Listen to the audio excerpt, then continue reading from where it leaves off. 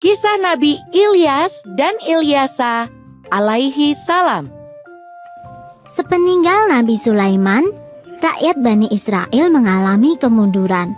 Praktik sihir mulai muncul lagi dan mereka menciptakan Tuhan baru, yaitu Ba'i.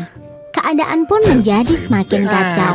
Saat itulah Allah mengutus Nabi Ilyas untuk mengembalikan keimanan rakyat Bani Israel. Sama seperti kaum Bani Israel terdahulu, kali ini pun mereka menentang dengan keras dakwah Nabi Ilyas.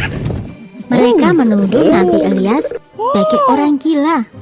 Bahkan ketika Nabi Ilyas menyampaikan azab Allah, kaum Bani Israel tetap saja membangkang. Azab Allah sungguh dahsyat, yaitu datangnya musim kemarau yang panjang sampai 3 tahun.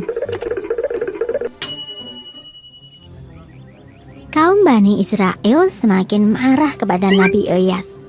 Mereka pun menyusun sebuah rencana untuk membunuh Nabi Ilyas. Allah menyuruhkan kepada Nabi Ilyas untuk bersembunyi di lereng gunung.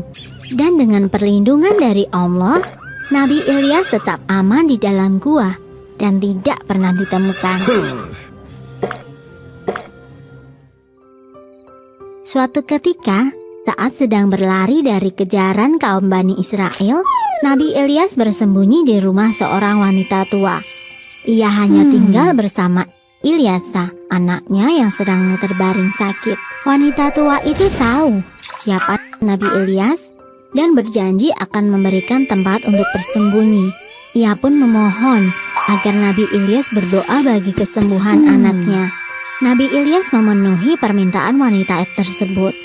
Dan atas izin Allah, Ilyasa pun sembuh dari penyakitnya. Setelah itu, Ilyasa menjadi pengikut sekaligus murid dari Nabi Ilyas. Ilyasa mendapat pendidikan langsung dari Nabi Ilyas.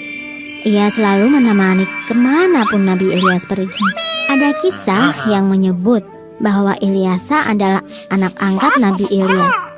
Ia begitu patuh pada ajaran Nabi Ilyas dan selalu mengingatkan kepada kaumnya agar meninggalkan praktek sihir dan berhenti menyembah Ba'i dan kembali beriman kepada Allah. Keinginan kaum Bani Israel untuk mencelakakan Nabi Ilyas masih ada. Mereka terus saja mencari Nabi Ilyas. Perilaku mereka ini membuat Allah murka, sehingga datanglah azab bagi kaum Bani Israel.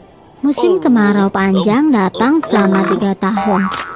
Ladang pertanian mengering, ternak semua mati, dan sumber air pun mengering.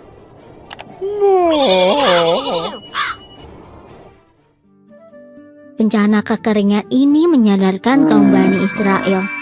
Mereka teringat pada ucapan Nabi Ilyas bahwa patung Ba'i yang mereka anggap Tuhan tidak akan mampu menyelamatkan mereka. Kini mereka pun berniat mencari Nabi Ilyas untuk bertaubat dan memohon pertolongan. Atas izin dari Allah, kaum Bani Israel berhasil menemukan Nabi Ilyas. Mereka bertaubat dan menyatakan beriman kepada Allah.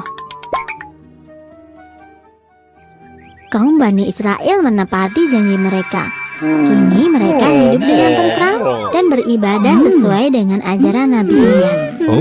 Setelah Nabi Ilyas wafat, Ilyasa meneruskan perjuangan sang Nabi untuk terus berdakwah. Dan kemudian Allah mengangkat Ilyasa sebagai Nabi.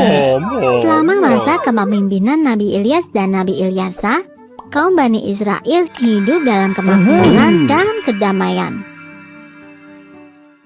Selesai. Sumber dalam Al-Quran tentang Nabi Ilyas dan Ilyasa.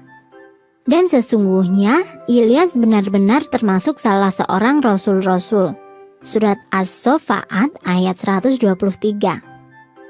Dan ingatlah akan Ismail, Ilyasa, Zulkifli.